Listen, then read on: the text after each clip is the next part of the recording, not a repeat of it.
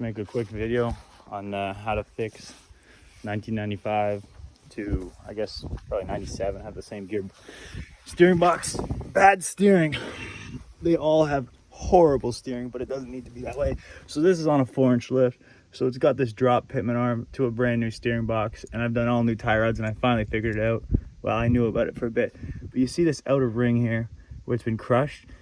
So originally I looked at the spline, and you can see the spline is like the nut. If you tighten down the nut all the way, it wouldn't actually tighten on the pitman arm at all. So then I made these washers to fill that gap, but the problem is the hole in the washer is only as big as the threads. So you can see that it actually steps right where the pitman arm is. So I'm just tightening the nut and crushing this washer. So essentially, if you want to fix this, and I'm going to go do this, I need to cut out that crush line from the washer. So when I tighten down the nut, it actually tightens down the pitman arm and not the small step there. And that'll take out all the wobble in your steering.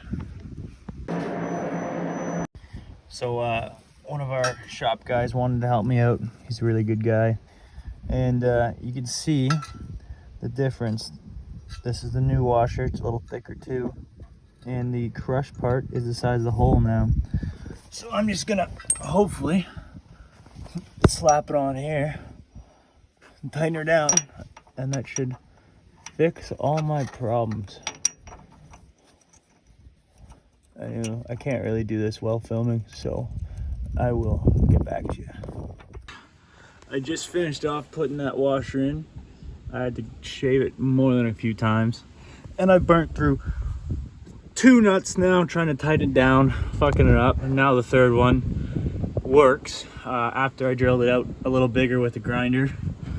Now, not that everybody's wondering, but turns out the 1964 steering nut is the same as a 1995 F250 Power Stroke steering nut. My dad saved my ass on that one. But yeah, it hasn't been updated in what? That was probably 40 years almost. Anyways, it works now. And the steering, although not immaculate, mainly because the lift and the tie rods are not perfect, is a lot stiffer than it used to be. It used to do almost half a rotation. For reference, now you can see when I go left, it actually goes left, and when I go right, it actually goes right. It's not that bad. There's a little bit, but that might be just old truck shit.